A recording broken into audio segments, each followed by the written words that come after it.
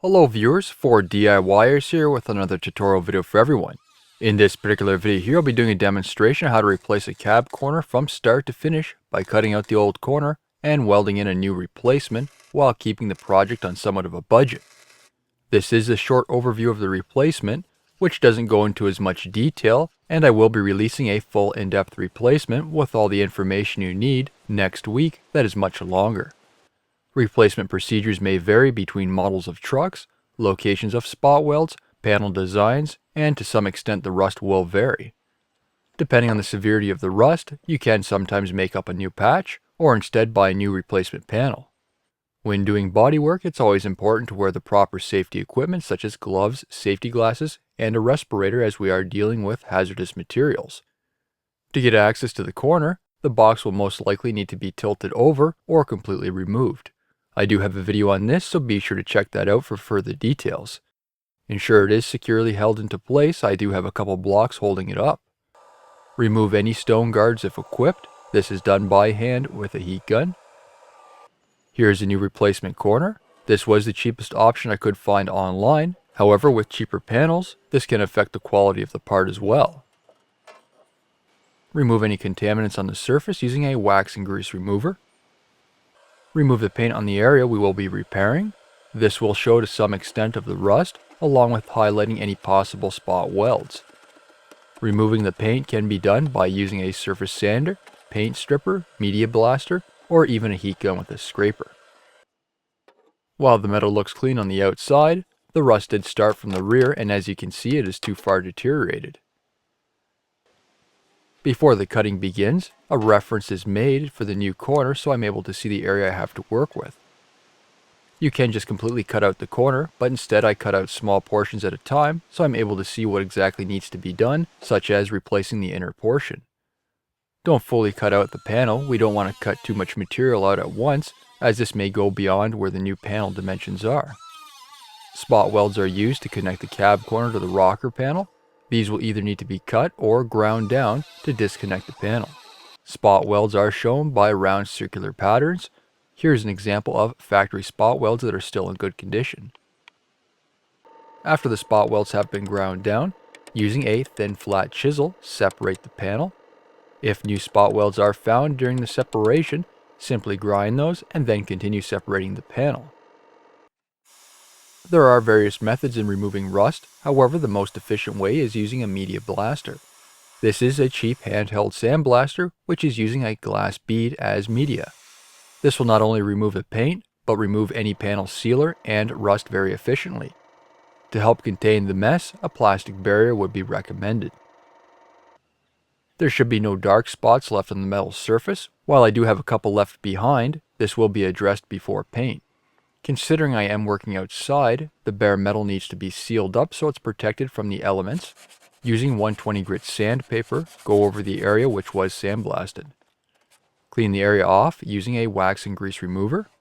Tape off the area if you wish. Overspray on the paint can be cleaned up using a clay bar or a wax and grease remover. The truck will be eventually polished, so I'm not too worried about the overspray. Self-etching primer should be applied to bare metal. The acid in this type of primer helps bond to the metal, and if small spots of rust are missed, this type of primer will prevent that rust from getting worse to some extent. 3 coats of etching primer is recommended. First is a very light coat, and then 2 medium coats, waiting 5 to 10 minutes in between coats. 30 minutes after that final coat of etched primer, apply a high build primer. This type of primer will help seal up the surface to some extent. Cutting a piece of auto body sheet metal to the correct size, a new inner corner needs to be made to replace the rusted out portion. Using a router, I made a 2x4 form for the new corner to achieve its nice curve. A body hammer is recommended, or a hammer with a large flat surface also works. Fold over the edge slowly, not excessively distorting the metal. Trim off the remaining bottom of the corner. Test fit the new replacement. It will need to be bent in the middle so it's able to match the contour of the existing panel. Placing the newly made patch between a couple wooden blocks, then using a chisel on its side to make that bend. Make adjustments to the patch if needed so it does fit tight against the new corner. Then cut the patch to size, ensuring it does replace the rusted out steel. Trace out the new panel. Cut out the corner where the patch will go. Using tape, mark out the cut line on the new corner. Make sure it'll be attached to solid existing steel on the truck. Now cut the corner using a die grinder. Clean off any burrs so you won't scratch the truck or hurt yourself. Put the panel into place and then make reference marks to measure from. Fit the patch, grind or file away any metal so it does fit properly.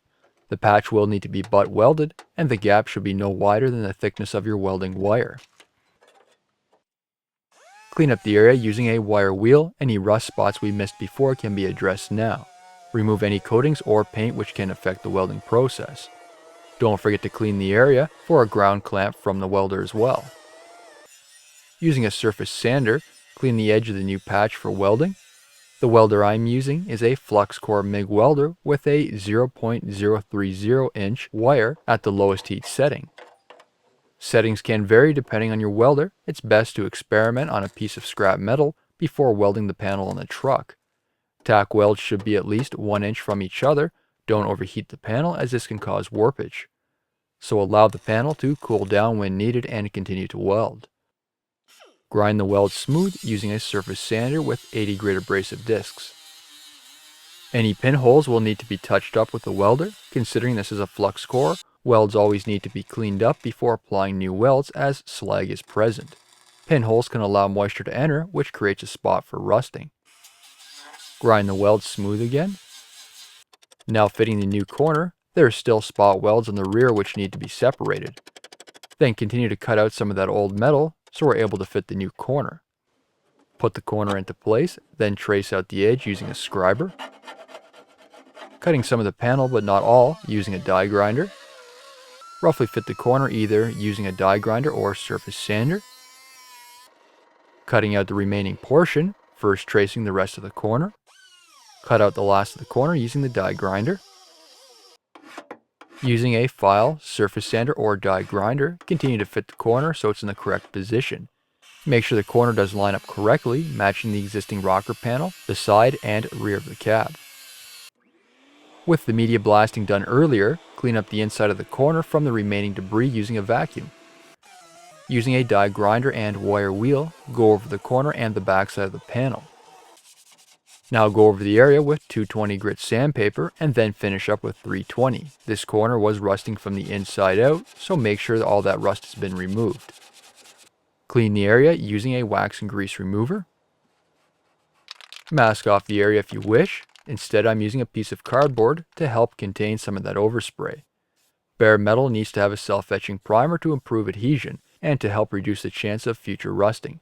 3 coats, the first coat being light. Next is a medium coat, and then a final coat which should be a medium to fully wet without any runs. After 30 minutes, apply a filler or high build primer to seal a surface, and provide a barrier between the self-etching primer and paint. 2 coats is all that's needed. Now spray the area using a paint of your choice. This should be done within an hour of the final coat of primer. Considering there is welding, I'll be using a ceramic heat paint, and this will help withstand some of that heat to some extent. I applied 2 medium coats of paint and then allowed it to cure overnight. Using a step drill, make holes along the bottom of the panel where the factory spot welds were located. A spot welder can be used, but instead I'm using my flux core welder to make plug welds. Holes are needed to connect to the bottom of the rocker and along the edge. Additional welds can be done behind the corner by going under the truck.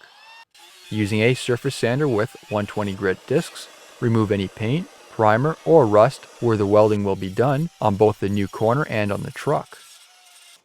Put the corner into place. Use tools to lock it into place such as locking pliers, C-clamps, and magnets. Before the corner was put into place, I also applied heat paint to the rear as added protection. This will be butt welded, and the joints should be no longer than the thickness of your welding wire. Any larger risks burning through that sheet metal, using the same welding setup as mentioned earlier. Apply tack welds to hold the panel into place. Tack welds should be 1 inch or further apart to prevent any chance of distortion. Apply some tack welds and then let the panel cool down for 10 to 15 minutes before applying more. The areas which were drilled need to be plug welded. Careful with the heat again as you can warp the panel. Always clean up your welds This is a flux core welder, so slag is left behind which needs to be removed, otherwise this can jeopardize the quality of the welds. There should be enough tack welds along the edge so there isn't any pinholes, or the edge of the panel isn't showing. A surface sander is used to smoothen out those welds so they're flush with the panel. Grinding the surface can cause heat as well, so take your time. For those tight and awkward areas, a carbide bit is used on a die grinder. Remove the paint and primer from the panel. This is needed so a filler can bond to the panel. Use 180 grit discs on a surface sander. Gloves are recommended after this point when hand sanding the surface to reduce the chance of any surface contamination. Sand the area by hand using 180 grit sandpaper. Apply a short strand fiberglass filler to the surface. This filler won't absorb moisture like other fillers and does provide some structural integrity too. Mix the filler according to the instructions for the product.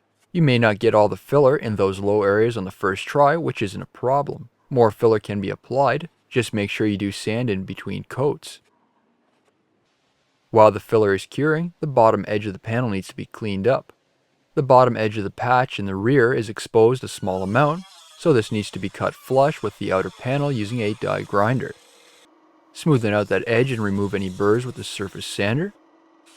Clean up the backside using a wire wheel on a die grinder and follow up using 320 grit sandpaper. Clean up the area using a wax and grease remover. Any rubber caps should be removed so they don't become sealed with the finished coating. Considering it's bare metal, apply an etch primer. 2 coats are needed. Allow it to dry for 30 minutes, then apply a filler primer. 2 coats were applied again. Allow that surface to dry to the touch. Then a seam sealer is used on the joints. This is an automotive grade seam sealer which will prevent any moisture from penetrating, preventing the corner from rusting out in the future. Use your finger to smoothen out the sealer. Allow the seal to dry and apply a rock guard or underbody coating to provide a layer of protection and seal up the area to prevent any moisture penetration. 30 minutes is needed in between coats. I applied 3 thin layers. This will depend on the temperature outside. Allow the coating to dry, then sand the filler, knocking down any high spots and leveling the surface. 80 grit sandpaper is needed, and I used a piece of wood as a backer, 10 inches long, and with a 1 by 2 inch profile to block the surface. Use a wire brush to clean the sandpaper if it does plug up, and work in a diagonal pattern in multiple directions to help level the surface, matching the existing contours of the body. When applying more filler, give the area a good wipe down with a wax and grease remover, allow the solvent to evaporate, and apply more filler as needed. When applying filler, you can use your finger with gloves in those tight areas where it's awkward to use an applicator. Apply more fiberglass short strand filler if needed. Those plug welds should be filled as well. Roughen the area using 80 grit sandpaper on a block. The second coat is really only needed on those low areas or larger surface imperfections. Once you're close to a level surface, switch over to 180 grit, and then finish up with 220 if you wish. Work in the same pattern as previously. There is no need for anything finer as a primer should address this. Wipe down the surface with a degreaser to remove any contaminants. Mask off the surface, catching any overspray. When masking, a hard edge needs to be avoided as this can make blending between new and existing surfaces hard. Place the paper over the area which will be primed, tape off along the edge where the primer will stop, and then fold the paper over. Clean the surface again using a degreaser. Applying the filler primer, this will help seal up the surface to some extent, and is needed when applying a spot, finishing, or glazing putty. A piece of cardboard can be used to catch some of that overspray. You'll be looking at about 3 coats of primer, first with a light coat, then a medium, and finally a fully wet coat. About 15 minutes in between coats, but this can vary depending on your weather conditions. As a 4th coat, a non-filler primer can be used of the same type but a different color as a guide coat. When sanding, this will highlight the high and low areas along with where we haven't and have sanded. Remove any masking within 5 minutes to help reduce the hard edges. Allow the primer to cure for a couple hours. Block the area using the same technique as before with 220 grit sandpaper. If bare metal or filler shows through, that isn't a big deal as we can apply more primer. Ensure those low areas are also lightly sanded for glazing putty. Clean the surface using a denatured alcohol. Using a spot putty, also referred to as a glazing or finishing putty, to fill in those low areas. This type of filler is intended for any small imperfections such as scratches or pinholes or lightly low areas. A good quality 2-part filler is recommended. This should be ready to sand in about 30 minutes. Use 220 grit sandpaper to block the surface. While I did go over some exposed metal with the filler, this will be sanded out of those areas, so it's not necessarily an issue. If more imperfections are found, use more filler when needed. Tape off the area just like before. The area should be cleaned using a denatured alcohol to remove any contaminants. For primer, we're looking at about 3 coats, 1 light coat and 2 medium coats, about 15 minutes in between each coat. Remove the paper within a few minutes after the final coat, allow the primer to dry, and then sand the surface lightly using 400 grit sandpaper with a backing pad. Finish up with 600 grit sandpaper. Make sure you don't sand through the primer and also feather in the primer's edge where the tape was. Go about 2 inches past the primer transition line. An abrasive pad matching the sandpaper grit ratings can also be used around those irregular shaped areas like body lines. Going a couple inches past the 600 grit marks, lightly sand the surface with 1000 grit sandpaper. This will be our blend points. Clean the area with denatured alcohol to remove any sanding residue or contaminants. To seal up a couple of those body seams to prevent any moisture penetration, use a seam sealer, same as the rear. Specific smoothing tools are available, but a finger with a glove also works. Then allow that sealer to dry. Mask off the area for the rock guard, again folding over the tape to reduce any hard edges. Considering it's a cooler day, you can warm up the can of rock guard in a bucket of hot water. Apply it to the surface. Light coats are best and 2 coats are needed. Remove the masking tape when the rock guard is still wet, then allow it to dry. After a day of curing, I gave the area a light sand with 600 grit sandpaper to smooth out the surface, matching the existing rock guard. Clean the area with denatured alcohol. Mask off the area again using the exact same method as before. All the 1000 grit sanding marks don't need to be fully covered as you can polish this out, but it also provides a transition spot for the new and old paint. Finally, give the area a final wipe down using denatured alcohol again. For paint, I am using a single stage acrylic enamel, which was mixed by my local auto parts store, matching the paint coat of the truck. The first coat should be light. If you don't get all those areas in one shot, don't worry about it. You should see some of the base color showing through, which is normal. Additional coats will provide better coverage. Apply that second coat. It's best to get those harder areas first, then finish up with the coat on those more exposed, larger areas. With larger panels, try to push away the overspray so you'll have a higher gloss finish with minimal orange peel. Next is a third coat. Allow 15 minutes in between each coat. This can vary depending on your weather. You can do a full wet coat here if you don't plan on wet sanding. Wet sanding will need slightly more paint as it does take away material. As a fourth coat, this should be your full wet coat, achieving that high gloss finish with clarity without any runs.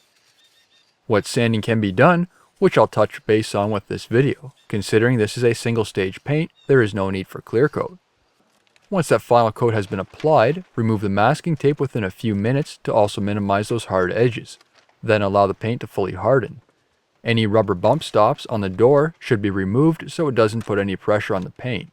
Any trim should only be installed once that paint is fully hardened. You can leave the repair as is, or to make the repair a little more hidden, wet sanding can be done. I let the paint cure for about a week. This will vary depending on your weather conditions. Ensure the surface is clean, free of any contaminants which may scratch the new paint. A bucket of water mixed with car wash soap as lubrication. A backer pad is recommended to use with sandpaper to cut down the surface evenly. This can be anything from a rubber backer or foam, something that can flex over contours. Start with 1000 grit sandpaper to cut down most of the orange peel. There should be only a light amount of orange peel left before moving on to 1500 grit. Using 1500 grit, cut down the surface. Always keep the surface wet. Rinse the sandpaper and paint surface, cleaning away any sanding debris. All the orange peel should have been removed, and you can go over the transition areas between the new and old paint with 1500 lightly. 2000 grit is the final paper used. Using the same process as before, don't overwork the existing paint as you can burn through the clear coat. Make sure all the orange peel is gone. Take your time around the panel edges and always ensure the surface is well lubricated. Rinse and dry the areas, then moving on to polishing compound. I am doing this by hand, but a machine polisher can be used as well. Apply the polish to a soft cloth and work it into the surface until you're left with a mere finish. Wax can be applied when the paint is fully cured, so you'll have to wait until about a month later. As a final step, I would highly recommend using a cavity wax or oil spray inside the cab corner to prevent future rusting. This is sprayed through the access hole. When you're done spraying inside, reinstall that rubber plug and then give a final coating in behind that corner for added protection. And as you can see, the cab corner looks like new. As mentioned at the start of the video, this is my condensed version, so alternative products, more in-depth explanations, and why some of these products were used were removed from this video, but it's in the extended version which you can watch as well, and that'll be next week. New videos released every week on my channel. Be sure to hit that thumbs up button, it's a huge help to me, and leave a comment below if you found this tutorial helpful. Don't forget to follow my social media pages such as Facebook, Instagram, and Twitter to keep up to date with my latest projects.